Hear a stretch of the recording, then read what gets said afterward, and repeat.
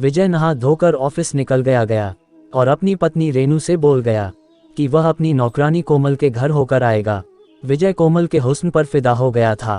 वह कोई ना कोई बहाना करके अपनी नौकरानी के घर जाना चाहता था और आज विजय की मुराद उसकी पत्नी रेनू ने पूरी कर दी थी। रेनू ने खुद कोमल के घर जाकर उसके पति को समझाने की बात कही थी, क्योंकि कोमल का पति अमित कोमल के साथ मारपीट करता था। दिन भर विजय का मन ऑफिस के कामों में नहीं लग रहा था। न जाने क्यों कोमल का कमसिन चेहरा और बलखाती कमर बार बार उसके सामने आ रही थी। आज विजय को अपनी नौकरानी किसी अप्सरा से कम नहीं लग रही थी। जैसे तैसे विजय ने ऑफिस का काम निपटाया, फिर गाड़ी लेकर सीधा कोमल के घर की तरफ निकल पड़ा। कोमल का घर थोड़ी ही दूरी पर था। विजय ने कोमल के घर पहुंचकर उसके घर का दरवाजा खटखटाया। थोड़ी ही देर में कोमल ने दरवाजा खोला तो देखा कोमल तो आज हुस्न की परी लग रही थी। कोमल ने हल्की लाल रंग की साड़ी पहन रखी थी, माथे पर बिंदिया, होठों पर लाली, मानो वह कह रही हो कि आ जाओ राजा, कब से तुम्हारा इंतजार कर रही थी। तभी कोमल बोली, साहब नमस्ते, आप आ गए, मुझे पता था कि आप जरूर आएंगे। उसने विजय को अंदर बुलाया और सामने पड़ी चारपाई पर बैठने को बोला। विजय वहीं बैठ गया और फिर कोमल विजय के लिए पानी लेकर आई।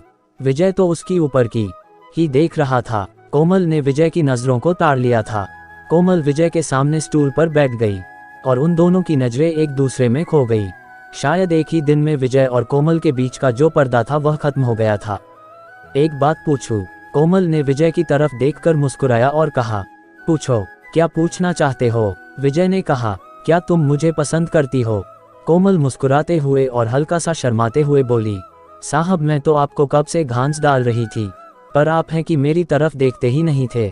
विजय ने कहा, क्या करूं, मैंने इतना सब ध्यान ही नहीं दिया, पर अब जब हम दोनों को एक दूसरे के बारे में पता चल गया है तो हम दोनों एक दूसरे को खुश करते रहेंगे। विजय ने कोमल से अपने मन की बात कही।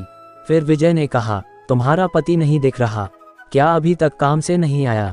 तुम्हारी मालकिन बता रही थी कि तुम्हारे साथ मारपीट करता है। कोई भला इतनी खूबसूरत पत्नी को कैसे मार लेता है?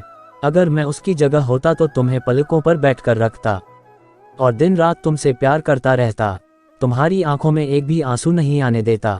कोमल अपने साहब की मीठी मीठी बातें सुनकर बहुत खुश हो रही थी। कोमल तो पहले से ही अपने साहब पर फिदा थी। विजय ने कोमल को अपने पास बैठाते हुए कहा, कोमल आज भी मुझसे दूर दूर रहोगी क्या? मैं कब से तुमको अपनी बाहों में लेना चाहता हूँ। कोमल ने कहा, साहब सिर्फ बाहों में लेने से काम नहीं चलेगा, मुझे पूरी तरह से करना पड़ेगा। इतना कहते ही कोमल ने विजय को अपने ऊपर खींच लिया और घंटों नहीं छोड़ा। आपको ये कहानी कैसी लगी कमेंट करके ज़रूर बताएं। वीडियो अच्छी लगी तो लाइक करें। इस तरह की और कहानी सुनने के लिए चैनल को सब्सक्राइब करें।